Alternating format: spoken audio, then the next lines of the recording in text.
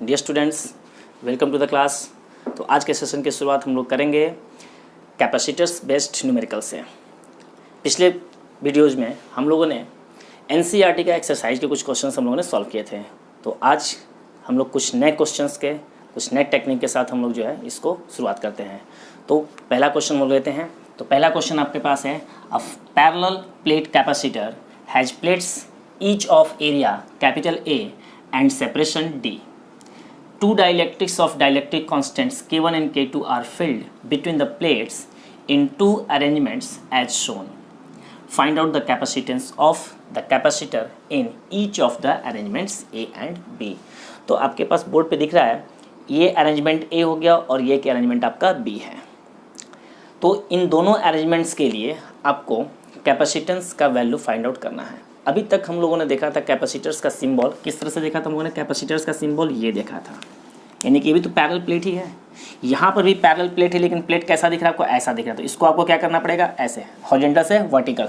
तो इस तरह से आपको दिखने लगेगा। तो अब देखिए, मैं इसको फिर से ड्रॉ करता हूँ आपको समझाने के लिए। तो देखिए यहाँ पे सबसे पहले ये हमने ड्रॉ कर लिया। मान लीजिए यही फिगर है, थोड़ा छोटा हो रहा है, उससे कोई दिक्कत नहीं, समझने से मतलब है।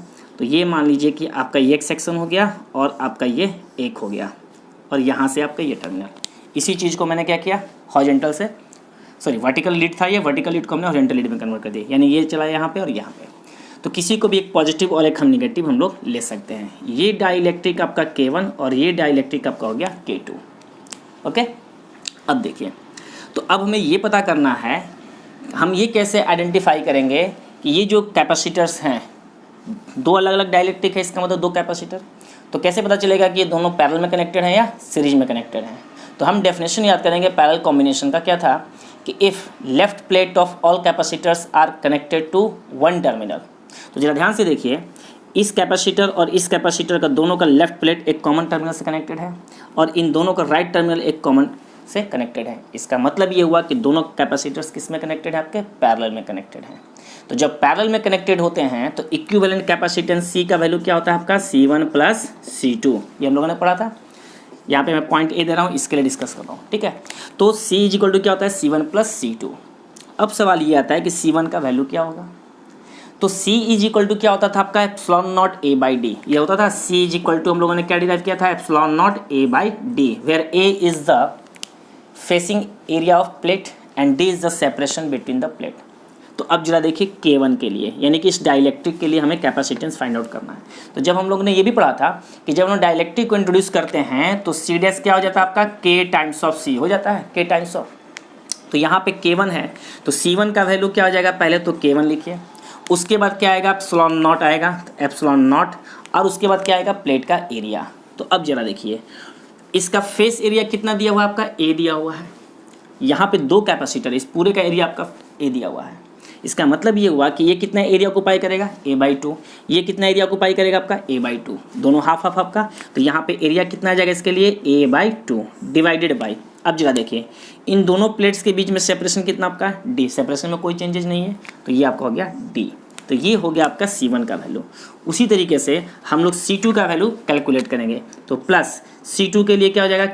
K2 टाइम्स ऑफ, तो K2 एप्सिलॉन नॉट, एरिया कितना हो जाएगा? अब ये प्लेट, ये जो कैपेसिटर है कितना एरिया को ऑक्युपाई कर रहा है? A/2। तो यहाँ पे प्लेट एरिया क्या हो जाएगा? आपका A/2। सेपरेशन वही आपका D। अब देखिए कुछ कॉमन आ रहा है, epsilon not A/2D, epsilon not A/2D common आ रहा है। तो यहाँ पे क्या लिखेंगे? Epsilon not A/2D। तो क्या बच जाएगा आपको कॉमन लेने पे? K1 plus K2। इसी को हम और सिंप्लीफाई करके क्या लिख सकते हैं? K1 plus K2/2 into epsilon not A/D। This is the capacitance of arrangement A। तो इस तरह से आपको आइडेंटिफाई करना पड़ेगा। ऐसे मत देखने से कर लेना कि ये दोनों आपको सीरीज में दिख रहे हैं, नहीं, आपको टर्मिनल से आइडेंटिफाई करना है। अगर दोनों का एक साइड, ठीक है ना, लेफ्ट या राइट, अगर एक टर्मिनल से कनेक्टेड है और राइट साइड जो है अनदर टर्मिनल से कनेक्टेड है, तो आप समझिए कि वो पैरेलल में है।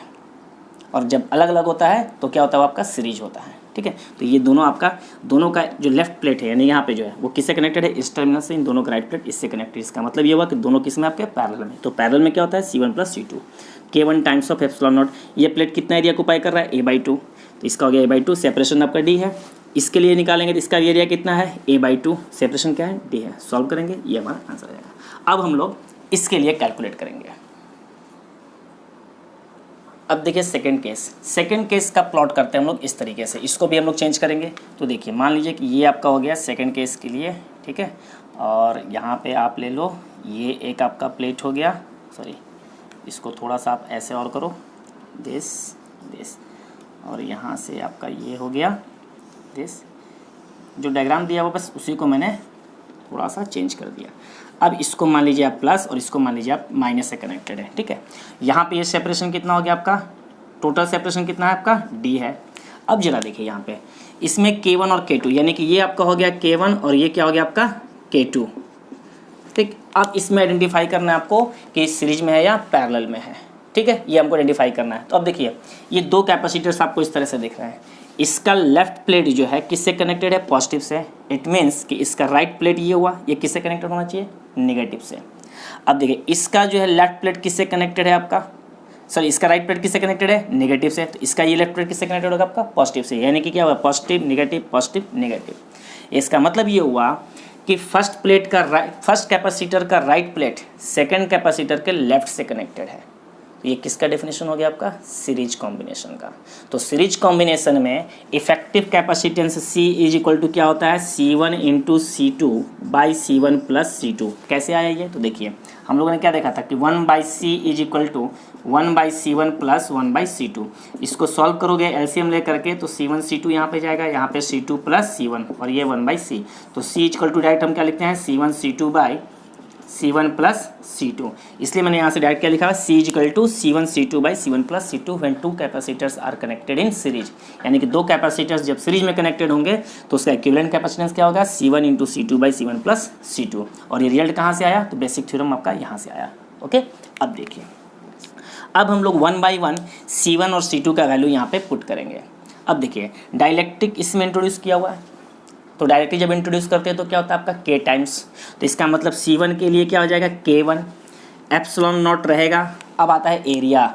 यहाँ पे देखिए प्लेट कितना एरिया ऑक्यूपाई कर रहा है, एरिया A ऑक्यूपाई कर रहा है, उसमें आपका डिवाइड हो रहा है। यहाँ पे तो पूरा प्लेट का एरिया है ना, पूरा ऑक्यूपाई कर रहा है, यहाँ से यहाँ तक क्या डायरेक्टली सेम है, तो क्या हो गया A डिवाइडेड बाई क्या होता है आपका D। लेकिन यहाँ पे अब इस केस में देखोगे तो इस वाले कैपेसिटर के लिए कितना सेपरेशन है, टोटल सेपरेशन D है, तो ये सेपरेशन कितना हो जाएगा आपका D/2। तो यहाँ पे क्या आएगा आपका D/2 प्लस, अब आते हैं सॉरी इनटू, अब आते हैं हम लोग C2 के लिए। C2 क्या वैल्यू चाहिए, C2 के लिए कौन सा है, K2। तो यहाँ पे क्या आ जाएगा K2 एप्सिलॉन नॉट, एरिया कितना हो जाएगा, तो इसके लिए प्लेट के लिए कितना, पूरा का पूरा A आपका आ गया, तो this is equal to A divided by separation कितना हो जाएगा D/2 divided by C1 plus C2। अब क्या करना है, इसी वैल्यू को हम यहाँ पर रख देंगे।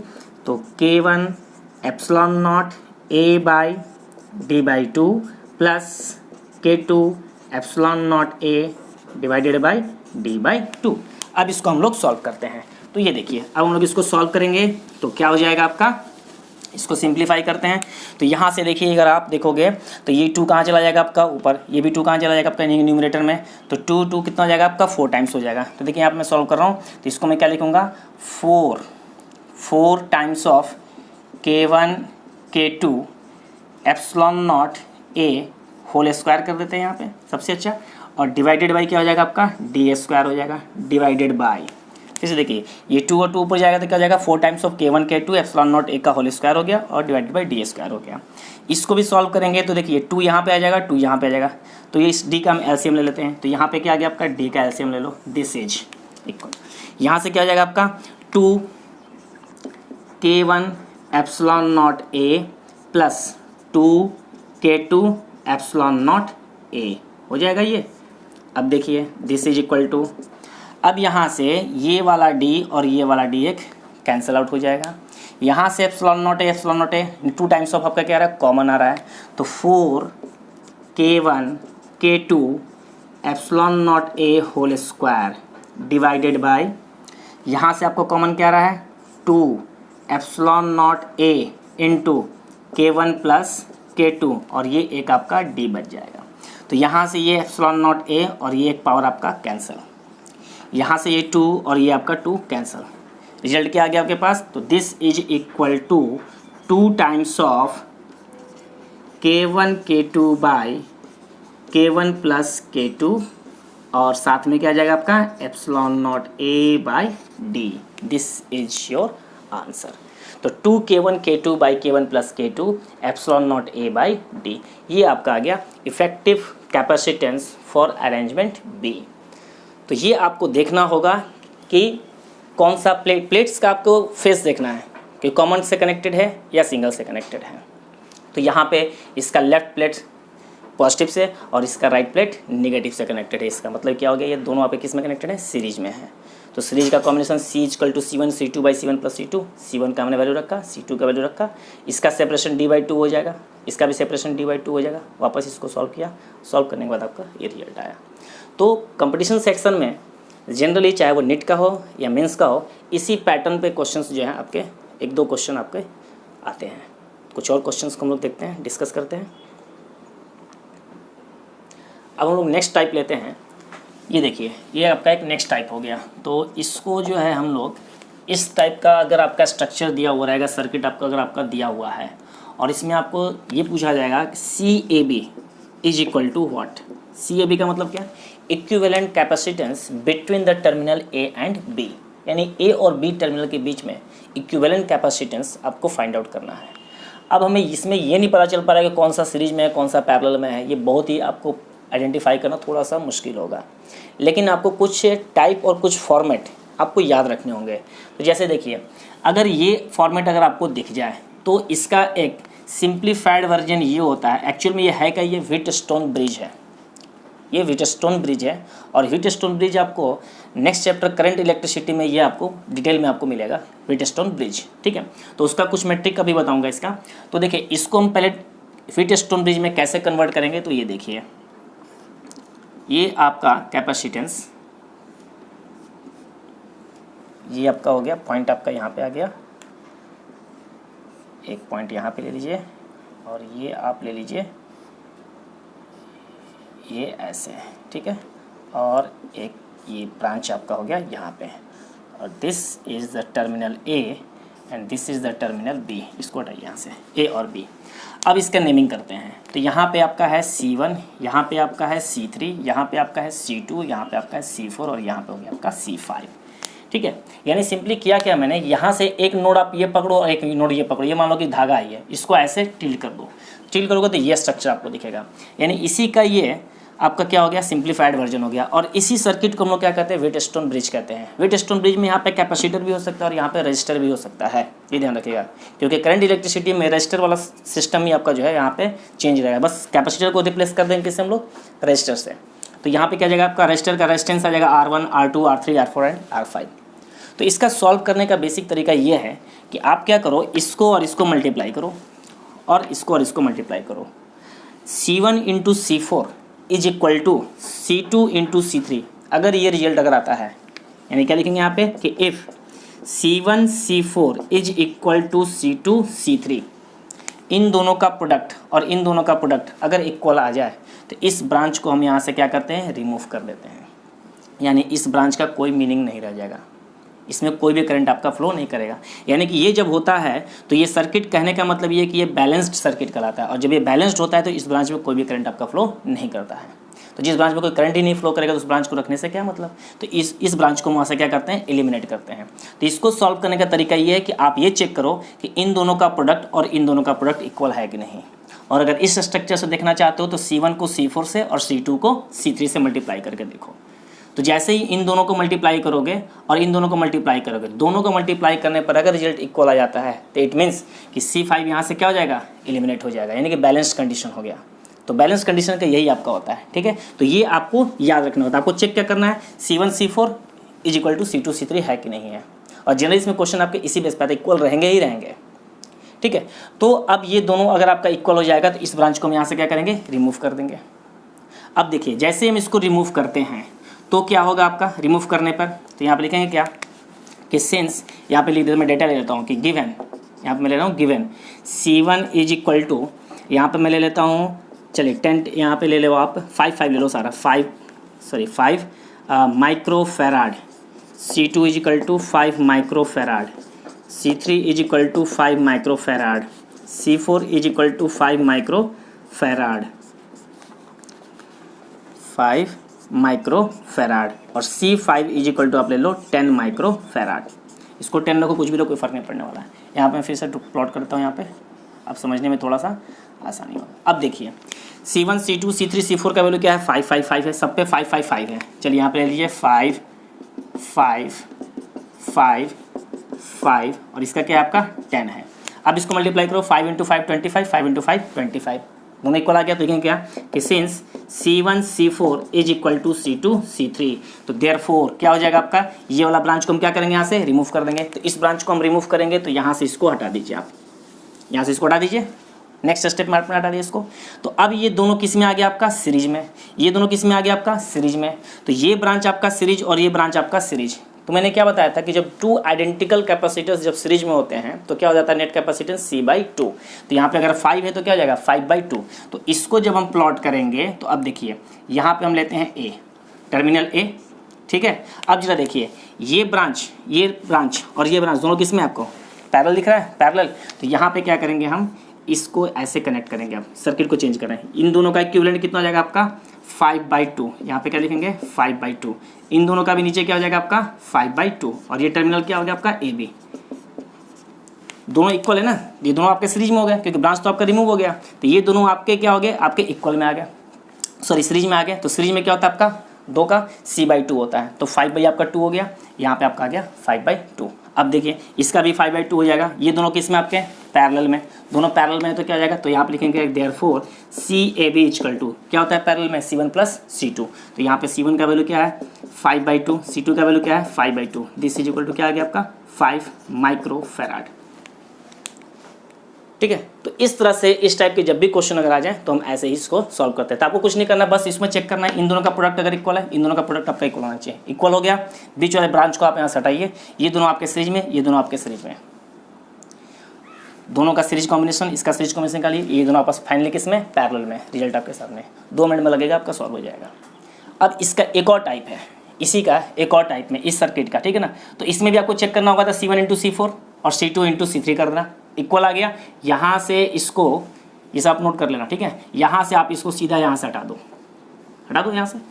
अब देखो ध्यान से, यहाँ से ये दोनों किस में सीरीज में, ये दोनों किस में सीरीज में, और ये ब्रांच किस में आपका पैरेलल में। तो यहाँ पे अगर 5 था, ये 5 था, तो 5 और 5 का क्या हो जाएगा 5/2, यही चीज़ 5 और 5 इन दोनों का 5/2 हो जाएगा। तो AB इक्वल टू क्या आ गया, दोनों पैरेलल, यानी 5/2 प्लस 5/2 क्या आ गया आपका 5। तो इस तरह से बहुत इंपॉर्टेंट क्वेश्चन है जनरली आपका एग्जाम में, नीट वालों को तो खासकर इसमें से बहुत ज़्यादा चांसेस होते हैं। तो इसी का एक और टाइप हम लोग देखते हैं नेक्स्ट क्वेश्चन में। देखिए नेक्स्ट जो आपके पास टाइप है, ठीक है, इसमें क्या चेंजेज है, जो पिछला वाला था यहाँ पर भी आपका कैपेसिटर था और यहाँ पर भी कैपेसिटर था और ये एक पोर्शन आपका नहीं था।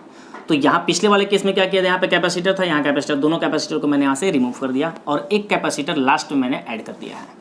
तो ये terminal A, this is the terminal B, C1 C2 C3 and C4 सारे का वैल्यू दिया हुआ। C1 equal to 5 microfarad, C2 equal to 10 microfarad, C3 equal to 15 microfarad and C4 equal to 30 microfarad. अब अगर जरा सा आते हैं, पहले इसको आप हाइड करो, सिर्फ इतने को कंसंट्रेट करो। ये जो सर्किट है अगर इस स्ट्रक्चर में अगर आपको दिखता है, ये भी तो पहले अगर हम कह सकते थे कि व्हीटस्टोन ब्रिज था, अगर यहाँ पे कैपेसिटर होता और यहाँ पे कैपेसिटर होता तो बैलेंस करने के लिए इन दोनों का हम लोग क्या करते हैं प्रोडक्ट लेते हैं। लेकिन अब तो यहाँ पे कैपेसिटर है नहीं और यहाँ पे भी कैपेसिटर नहीं है, सिर्फ ये 3 आपके केसेज हैं। तो ये स्ट्रक्चर तीनों किस में कहलाते हैं आपके पैरेलल में, यानी कि C1 C2 and C3 are connected in parallel. ये आपको ध्यान रखना होगा, C1 C2 and C3 are connected in parallel. तो ये जब तीनों पैरेलल में हैं तो इनका इक्विवेलेंट कैपेसिटेंस क्या हो जाएगा आपका, तीनों को सिंपली ऐड कर देंगे। तो देखिए कि since solution, since C1 C2 and C3 are connected in parallel, ये तीनों किस में कनेक्टेड है, पैरेलल में कनेक्टेड है, ठीक है। तो जब पैरेलल में कनेक्टेड हैं तो देयरफॉर C डैश यानी कि इसका इक्विवेलेंट कैपेसिटेंस को मैं किससे रिप्रेजेंट कर रहा हूँ, या चलिए CEQ लिखते हैं। तो CEQ इज इक्वल टू इन तीनों का इक्विवेलेंट, या ऐसे लिख देते हैं। तो therefore equivalent capacitance of C1 C2 and C3 is, तो क्या हो जाएगा आपका CEQ is equal to C1 plus C2 plus C3। Simply आप इसको ऐड करोगे तो वैल्यू क्या है 5 plus 10 plus 15, this is equal to 30 micro farad. ये आपका आ गया इन तीनों का इक्विवेलेंट। अब C4 किस में कनेक्टेड है, इन तीनों का जब आपने निकाल लिया तो इसका आप जो सिंपलीफाइड सर्किट है वो क्या हो जाएगा आपका, सिंपल आपका दिस एंड दिस, और यहाँ पे क्या लिखोगे आप, इसको आप लिखोगे A। इसके बाद का स्टेप, तो इसको हम किससे रिप्रेजेंट करेंगे, CEQ से, और ये किससे रिप्रेजेंट करेंगे हम लोग, C4 से। यानी इन तीनों का आपका इक्विवेलेंट क्या आ गया, ये आ गया। अब ये दोनों किस में हैं आपके, सीरीज में, तो आप फाइनली क्या लिखेंगे, therefore CAB is equal to, क्या फॉर्मूला होता है, C1 into C2 by C1 plus C2, तो CEQ into C4 divided by CEQ plus C4। Value रखिए, CEQ कितना आपका 30, C4 कितना है आपका, C4 का वैल्यू भी यहाँ पे दिया हुआ है 30, तो 30 इंटू 30 डिवाइडेड बाई 30 प्लस 30। वैसे भी दोनों तो इक्वल हो गया ना, तो इक्वल पे क्या होता है, जस्ट हाफ हो जाता है। इसको सॉल्व करेंगे डायरेक्ट क्या आ जाएगा आपका 15 माइक्रो फैराड। ये आपका आ जाएगा 15 माइक्रो फैराड। 30 इंटू 30 करो कितना आएगा आपका 900, 900 बाई 60 सॉल्व करोगे क्या आएगा आपका 15 माइक्रो फैराड। जब भी equal capacitors connected in series हो, दो इक्वल हो, जिसका जस्ट हाफ कर दिएगा, 30 का है तो उसका हाफ कितना हो जाएगा आपका 15 माइक्रो फैराड। इतना कैलकुलेशन करने की जरूरत आपको नहीं है। तो इस टाइप के क्वेश्चंस जो हैं कॉम्पिटिटिव सेक्शन में, नीट और जीमेंस में जो है, नीट में तो श्योर है कि आपका इस पैटर्न पे क्वेश्चंस रहते ही रहते हैं। थोड़ा सा और भी उसमें कर दिया जाता है कि चार्ज कैलकुलेट कीजिए, पोटेंशियल कैलकुलेट कीजिए ईच कैपेसिटर्स पे, तो इस टाइप के हैं, लेकिन बेसिक स्ट्रक्चर आपका जो है यही रहता है। तो ये आज जो तीनों टाइप जो बताया वो आपके लिए बहुत ही इंपॉर्टेंट है। तो इस टाइप के क्वेश्चन को और आप ज़्यादा से ज़्यादा प्रैक्टिस करना। कुछ और नेक्स्ट एग्जाम्पल्स हम लोग देखते हैं। नेक्स्ट क्वेश्चन हमारा है, a parallel plate capacitor having plates of area A end plate separation D has capacitance C1 in air. यानी कि जब आपका प्लेट एरिया A है और सेपरेशन आपका D है और मीडियम के आपका एयर है, तो उस कंडीशन पे जो कैपेसिटेंस है उसको हम किससे रिप्रेजेंट कर रहे हैं, C1 से रिप्रेजेंट कर रहे हैं। यानी मीडियम एयर में C1। When two dielectrics of dielectric constant 2 and 4 are inserted between the two plates as shown in figure, the capacitance becomes C2। यानी कि जब हम दो तरह के डाइलेक्ट्रिक को उसमें इंसर्ट कर रहे हैं तो अब हमारा कैपेसिटेंस जो चेंज होगा, तो उसको हम किससे रिप्रेजेंट कर रहे हैं, C2 से रिप्रेजेंट कर रहे हैं। Full stop. The ratio C2 by C1 is what, यानी कि आपको C2 बाई C1 का रेशियो आपको फाइंड आउट करना है। तो सबसे पहले जो आपका दिया हुआ है वो दिया हुआ है कि जो एयर मीडियम है तब आपका कैपेसिटेंस कितना है C1, यानी कि C1 का वैल्यू क्या हो जाएगा आपका epsilon nought A by D. ये तो आपका एयर में हो गया जब प्लेट एरिया A और सेपरेशन आपका D है। अब उसमें क्या कर रहे हैं हम लोग, डाइलेक्ट्रिक को इंट्रोड्यूस कर रहे हैं। तो देखिए ये आपका पैरेलल प्लेट इस तरह का है, ठीक है, ये प्लेट आपका है, ठीक है, ये प्लेट का इधर का। अब इसके बीच में आपका इंसर्ट क्या किया हुआ है, डाइलेक्ट्रिक। दो तरह के डाइलेक्ट्रिक इंट्रोड्यूस किए गए हैं, एक आपका K1 और एक आपका है K2। तो ये जो एरिया आपका दिख रहा है यहाँ से ये प्लेट आपका ऐसे है 2D में, आपको 2D में ऐसा दिख रहा है, 3 डायमेंशनल में दिखाया गया आपका ऐसा दिख रहा है, ठीक है ना। तो ये जो आपका एरिया है इसका एरिया कितना आपका ले रहा है A/2, यानी कि इसमें से इतने पार्ट में आपका मिड में, जैसे मान लीजिए कि ये आपका हो गया 2 प्लेट हो गया, यहाँ से यहाँ तक आपका फील्ड किया हुआ है, ये आपका कितना हो गया एरिया A/2 एरिया हो गया, और इसमें कितना आपका है K2, और इधर जो है आपका K1 फील्ड है। तो इसको हम लोग इस पूरे कैपेसिटेंस को कितने पार्ट में डिवाइड कर सकते हैं, 1 पार्ट। यहाँ से अगर हम चाहें तो डॉटेड यहाँ से यूज कर लेंगे। तो ये देखिए एक कैपेसिटर आपका ये हो गया, दूसरा कैपेसिटर ये हो गया, तीसरा कैपेसिटर आपका ये हो गया, 3 पार्ट में हमने डिवाइड कर लिया। फिर से समझिए, ये कुछ इस तरह का आपका दो आपका ये प्लेट वाली पैरेलल प्लेट कैपेसिटर हो गया। ये K1 इतने में फील्ड है आपका, और A/2 और A/2 आपका फेस एरिया और D/2 सेपरेशन में एक अलग डाइलेक्ट्रिक आपका इंट्रोड्यूस है। तो इसके लिए आपको क्या निकालना है, इक्विवेलेंट कैपेसिटेंस आपको निकालना है जो कि C2 है, और बाद में उसके बाद C2 बाई C1 का रेशियो हमें चाहिए। तो इसी को जब हम प्लॉट करेंगे तो इसका सर्किट डायग्राम कुछ इस तरह से आपको दिखेगा। देखिए ये जो आपका दिख रहा है इसको हमने ले लिया, ये आप एक ले लो, ये दोनों सीरीज में आपके होंगे, पहले क्वेश्चन हम डिस्कस कर चुके हैं। और ये किस में जाएगा आपका पैरेलल में, यानी कि ये पैरेलल में ये जो पोर्शन आपका दिख रहा है इसका कैपेसिटेंस कितना हो जाएगा, ये वाला कैपेसिटेंस, यानी कि ये इसके साथ पैरेलल में, और ये दोनों किस में होंगे आपके सीरीज में, तो K1 और K2, यानी कि यहाँ पे हम लिखेंगे क्या C' C" और C', ये आपका हो गया। और यहाँ पे आपका ये दोनों टर्मिनल, यानी इस पूरे डायग्राम को हम इस तरीके से रिप्रेजेंट कर सकते हैं। ये हाफ एरिया में आपका K2 है तो ये आपका C' हो गया, अपर हाफ एरिया में आपका K1 है, जिसको सी डैश ले लिया, और लोअर हाफ एरिया में क्या आपका फिर से K1 ही तो है ये, लेकिन यहाँ पे डिस्टेंस क्या हो गया, D हो गया। इसके लिए D/2, इसके लिए D/2, और इसके लिए क्या हो जाएगा आपका D। अब सबका वैल्यू निकालिए। तो यहाँ पे हमें जो इसी का जो इक्विवेलेंट कैपेसिटेंस है उसको किससे रिप्रेजेंट किया जा रहा है आपका, C2 से। तो C2 इज इक्वल टू, हम रिजल्ट क्या लिखेंगे, C2 इज इक्वल टू, ये दोनों आपके सीरीज में है तो क्या हो जाएगा, C dash into C double dash divided by C dash plus C double dash, series का होता है। और ये दोनों आपके किस में है, पैरेलल में है, तो अब क्या हो जाएगा plus C triple dash. C2 आपका टोटल कैपेसिटेंस को जब डायलेक्ट्रिक में इंट्रोड्यूस कर रहे हैं तो उस टोटल कैपेसिटेंस को हम किससे रिप्रेजेंट कर रहे हैं, C2 से। अब C2 जो है यही है ना, तो ये दोनों सीरीज में, तो पहले इन दोनों का, तो इन दोनों का कॉम्बिनेशन C डैश इंटू यानी C1 into C2 by C1 plus C2।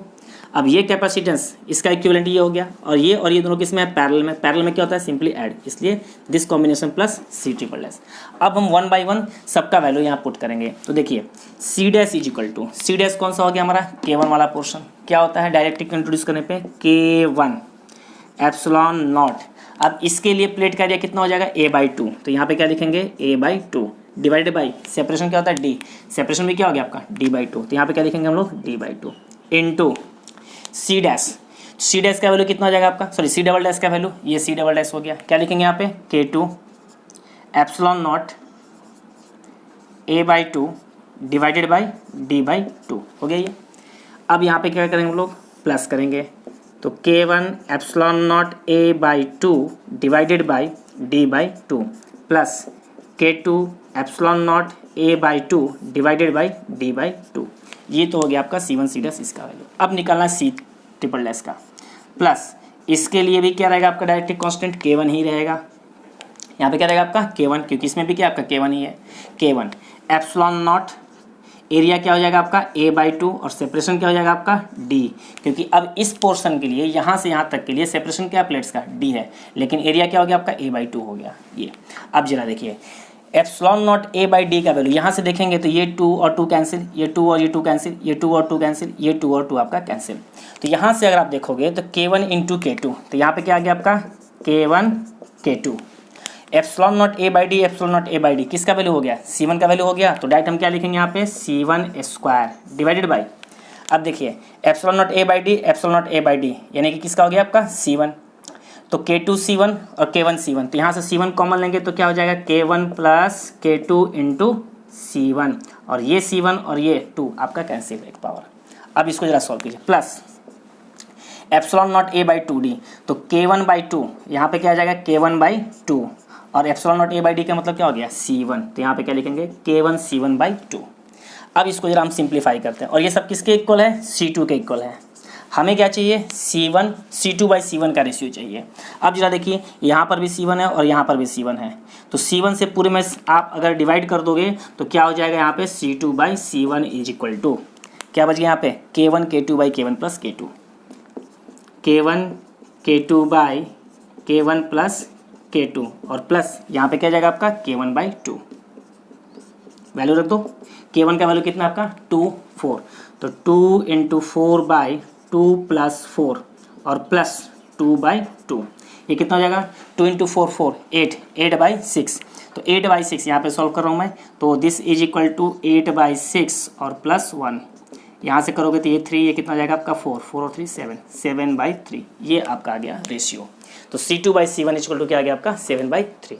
इसको हम लोग और शॉर्ट कर सकते थे, इतना ना करके अगर हम सिंपल C डैश का वैल्यू, C डबल डैश का वैल्यू और C ट्रिपल डैश का वैल्यू हम कैलकुलेट पहले निकाल लेते इस टर्म में, और उसके बाद वहीं पर रिप्लेस कर देते K1 टाइम्स ऑफ C1 जो भी था वैल्यू आपका K1 C1 K2 C2 इस तरह से, और इसका क्या हो जाता है आपका K1/2 C1, और वहाँ से हम लोग डायरेक्ट भी कॉमन ले सकते थे।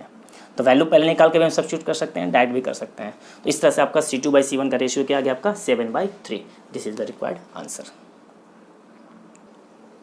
तो ये जो क्वेश्चन आपका है ये एक्चुअल में जी एडवांस 2015 का क्वेश्चन है। यहाँ पे लिख देता हूँ मैं जी एडवांस 2015, जी एडवांस 2015 का आपका ये क्वेश्चन आया था इस टाइप से। तो ये आपके बेसिक्स जो है कंसेप्ट अगर क्लियर रहेंगे तो आप इस तरह से क्वेश्चन जो है आसानी से सॉल्व कर सकते हैं। तो कुछ और नए क्वेश्चंस के साथ हम लोग देखते हैं नेक्स्ट क्वेश्चन में। तो नेक्स्ट क्वेश्चन हमारा है obtain the equivalent capacitance of the network in the given figure for a 300 volt supply, determine the charge end voltage across each capacitor. तो इस नेटवर्क में देखिए टोटल कितने कैपेसिटर्स आपको दिख रहे हैं, C1, C2, C3 and C4, 4 capacitors are arranged. ठीक है, अब देखिए यहाँ पे 300 वोल्ट का आपका सप्लाई दिया हुआ है, तो यहाँ से ये टर्मिनल जो होता है वो किसको रिप्रेजेंट करता है, आपको प्लस को, और ये जो टर्मिनल होता है क्या होता है आपका माइनस को। तो इस सर्किट को पहले हम लोग रीड्रॉ करेंगे।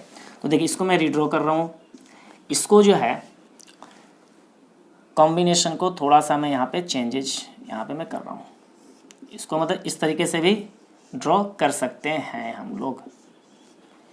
ये देखिए, तो ये आपका हो गया 300 वोल्ट और ये आपका हो गया C1। एक कैपेसिटेंस आपका यहाँ पर भी था, सॉरी ये तो आपका कनेक्ट हो गया यहाँ पे C1, यहाँ पे आपका हो गया C4 और ये ले गया आपका C2 and C3, C2 and C3, ये आपके कैपेसिटेंस, यानी इसी सर्किट को मैंने इस फॉर्म में अरेंज कर दिया। अब देखिए हमें क्या निकालना है, इक्विवेलेंट कैपेसिटेंस पहले स्टेप के लिए। तो ये दोनों कैपेसिटेंस आपके सीरीज में है, इन दोनों का सीरीज कॉम्बिनेशन इसके साथ पैरेलल में है, और इन तीनों का नेट कैपेसिटेंस जो इसके साथ सीरीज में है। तो सबसे पहले C2 C3 का हम निकालेंगे। तो लिखेंगे क्या हम लोग, equivalent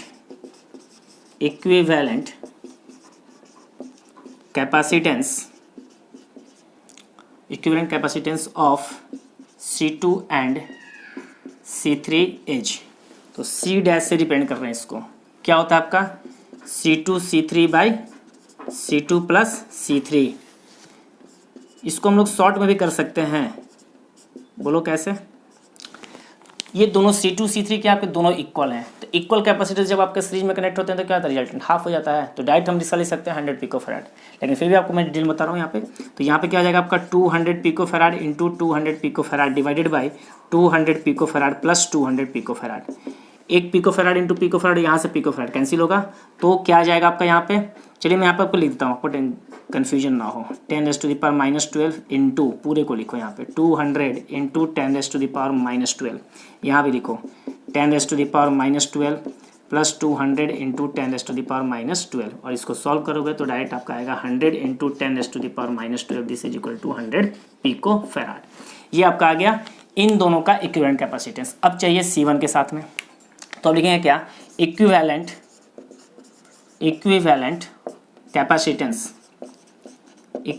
capacitance of C1 and C dash is, इसको हम रिप्रेजेंट कर रहे हैं C डबल डैश से। अब ये दोनों पैरेलल में, पैरेलल में क्या होता है, ऐड होता है, तो C1 plus C dash. C1 का वैल्यू कितना आपके पास है, C1 का वैल्यू देखिए 100 है, तो 100 और C डैश कितना आपका है 100, क्या आ गया आपका 200 पिकोफैराड। ठीक है, तो ये आपका आ गया आपका 200, यानी कि 200 हो गया इसका। अब आपको निकालना है नेट कैपेसिटेंस, तो हम क्या पे लिखेंगे, इक्विवेलेंट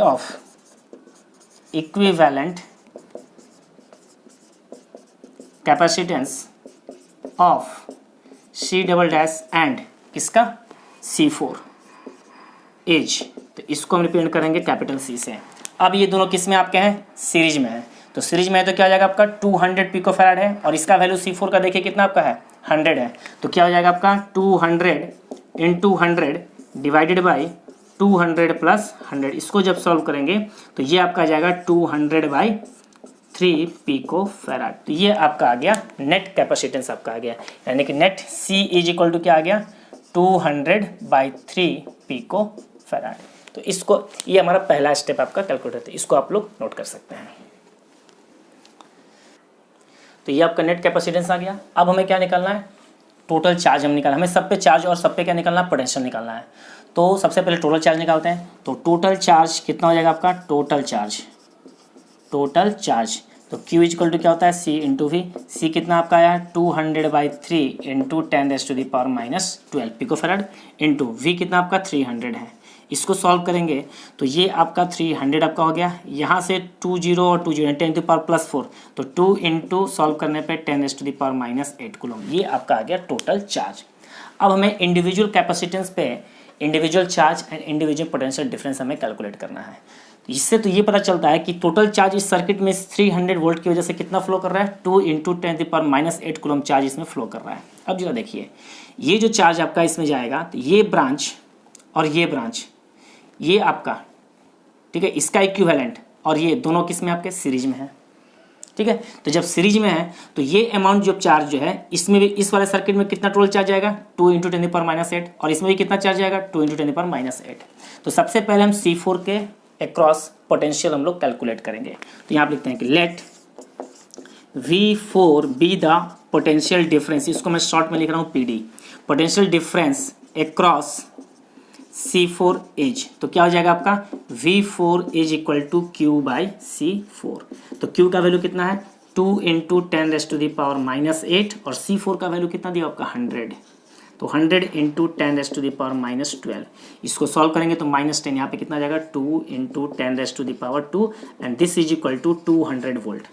अब जरा देखिए इस वाले कैपेसिटेंस के अक्रॉस में वोल्टेज का ड्रॉप कितना हो गया 200 वोल्ट।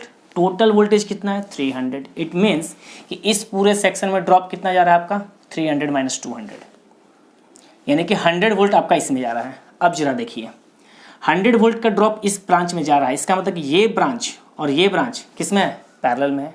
तो पैरेलल में वोल्टेज क्या होता है आपका सेम होता है। इसका मतलब ये हुआ कि C1 के अक्रॉस में पोटेंशियल का ड्रॉप कितना हो जाएगा 300 - 200। फिर से समझते हैं 200 का ड्रॉप यहाँ पे, तो इस टोटल में ड्रॉप कितना हो जाएगा 300 - 200 इक्वल टू 100। 100 का ड्रॉप इस ब्रांच में जा रहा है। ये ब्रांच C1 और ये दोनों ब्रांच ये तो सीरीज में है, लेकिन ये लाइन और ये लाइन किस में आपके पैरेलल में है। तो इस लाइन में ड्रॉप कितना होगा आपका 100 वोल्ट और इसमें भी कितना होगा आपका 100 वोल्ट। तो यहाँ पे क्या लिखेंगे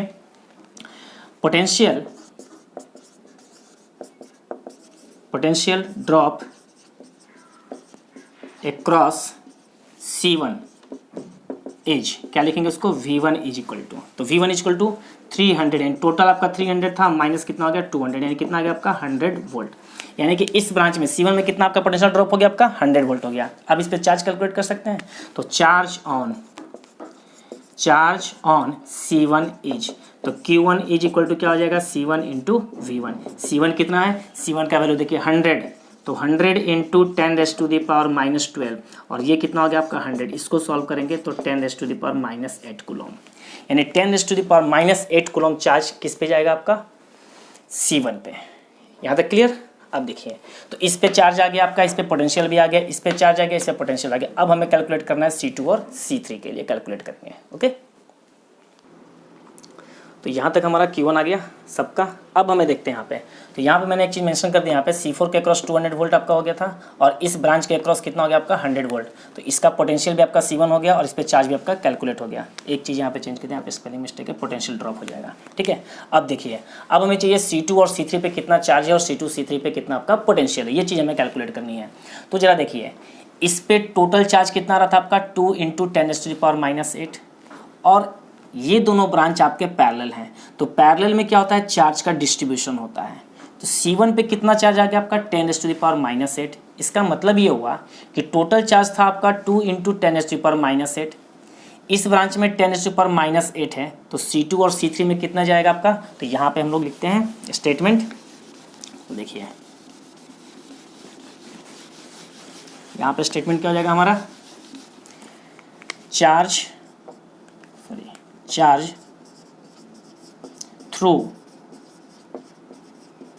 और एक चीज़ देखिए ऐसा C2 और C3 का कैपेसिटेंस भी आपका सेम है। इसका मतलब क्या होगा आपका जब कैपेसिटेंस दोनों में सेम है, इसका मतलब कि दोनों पे चार्ज भी आपका सेम होगा, दोनों पे पोटेंशियल भी क्या होगा आपका सेम होगा। तो देखिए charge through C2 and C3 is, तो जरा देखिए दिस इज इक्वल टू क्या हो जाएगा आपका चार्ज आपका दोनों का कैपेसिटेंस सेम है, दोनों आपका सीरीज में है।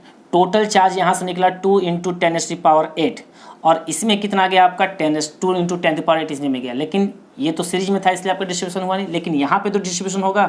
तो यहाँ जब डिस्ट्रीब्यूशन हुआ इस पॉइंट पे तो C1 में कितना चार्ज गया आपका 10⁻⁻8। तो टोटल में से अगर इतना माइनस कर देंगे तो हमारा इस ब्रांच का निकल जाएगा। तो इज इक्वल टू क्या हो जाएगा 2 × 10⁻⁻8 और -10⁻⁸। This is equal to 10⁻⁸ coulomb, यानी कि C2 और C3 दोनों में कितना चार्ज आपका जाएगा 10⁻⁸ कूलम। अब जब दोनों पे चार्ज आ गया तो दोनों पे पोटेंशियल भी क्या आएगा आपका सेम आएगा। अब वो देखिए हम लोग कैलकुलेट करते हैं। तो पोटेंशियल हमें ड्रॉप निकालना है, ठीक है। तो यहाँ पे मैं शॉर्ट में लिख रहा हूँ पोटेंशियल ड्रॉप PD अक्रॉस किसके C2 एज, इसको हम किससे रिप्रेजेंट करेंगे V2 से। तो क्या हो जाएगा आपका Q2/V2 C2, तो this is equal to Q2/C2। Q2 का वैल्यू कितना है 10⁻⁻⁸। C2 का वैल्यू कितना है, C2 equal to 200 pico farad, तो 200 इंटू 10⁻⁻12। यहाँ से देखिए ये 10⁻12 और ये +2 पावर में कितना हो जाएगा -10, ऊपर जाएगा तो 100 हो जाएगा, यानी कि 100/2, this is equal to 50 volt. तो ये आपका आ गया पोटेंशियल डिफरेंस या potential drop across C2 is equal to कितना आ गया आपका 50 वोल्ट। अब जरा देखिए, अब हमें कैलकुलेट करना है किस पे, चार्ज तो आपका ही गया है, हमें कैलकुलेट करना है C3 पे, तो C3 पे कैलकुलेट करें। तो नाउ पोटेंशियल ड्रॉप अक्रॉस किसके C3 एज, तो क्या लिखेंगे V3 is equal to Q3/C3। Q3 का वैल्यू 10⁻⁻8 और C3 का वैल्यू क्या है 200, सेम वैल्यू था 10⁻⁻12। सॉल्व करेंगे ये भी क्या आएगा आपका 50 वोल्ट आएगा। तो ये आपका प्रोसेस हो गया। अब जरा शॉर्ट ट्रिक में देखें हम लोग कैसे, हम लोगों ने इक्विवेलेंट कैपेसिटेंस कैलकुलेट कर लिया था, टोटल चार्ज हमने कैलकुलेट कर लिया था। अब जरा देखिए यहाँ पे जब आपका वोल्टेज 200 वोल्ट आ गया तो हम लोग इसको क्या बोलते हैं, इसको बिना कैलकुलेशन के भी सॉल्व कर सकते हैं कि इस पे इन तीनों पे वोल्टेज कितना होगा। 300 - 200 के ये आपका 100 वोल्ट आ गया, ये 100 वोल्ट है, तो ये 100 वोल्ट और इन दोनों टर्मिनल में भी कितना होगा आपका 100 वोल्ट होगा। अब ये दोनों कैपेसिटेंस जब इक्वल हैं तो दोनों में क्या होगा आपका इक्वल डिस्ट्रीब्यूशन हो गया, कितने वोल्ट का 50 और 50 का। आगे आपका आंसर 50 वोल्ट, ये तरीका हो गया शॉर्ट में। अब जरा देखिए जब दोनों पे 50 वोल्ट आ गया तो हम लोग डायरेक्ट भी वैसे भी हम लोग कैलकुलेट कर सकते हैं क्या चार्ज, हमें कैपेसिटेंस पता है 50 वोल्ट हमें पता है, Q इक्वल टू क्या होता है C/V, कैपेसिटेंस दिया हुआ इससे मल्टीप्लाई कर देंगे, चार्ज भी आपका निकल जाएगा। ठीक है, और अगर मान लेते चार्ज अगर नहीं पता है, वैसे नहीं निकालना चाहते हैं, पहले चार्ज निकालना चाहते हैं बाद में पोटेंशियल, तो यहाँ पे टोटल चार्ज आपका कितना था 2 × 10⁻⁸ कूलम। अब ये टोटल चार्ज इसमें भी तो उतना ही चार्ज जा रहा है, इसमें हम लोग चार्ज कैलकुलेट कर चुके थे, जब इसमें इतना चार्ज आ गया था 10⁻⁸ जा रहा है, तो दोनों में चार्ज भी क्या होगा आपका सेम हो जाएगा, क्योंकि दोनों ब्रांच आपके किस में सीरीज में, तो सीरीज में चार्ज आपका क्या होता है सेम, और पैरेलल में क्या होता है आपका वोल्टेज इक्वल होता है। तो इस तरीके से जो है हम लोग क्वेश्चंस को ये, तो आज का सेशन हम लोग यहीं पे एंड करते हैं। नेक्स्ट सेशन में हम लोग कुछ नए क्वेश्चंस के साथ फिर से वापस मिलेंगे, तब तक के लिए धन्यवाद।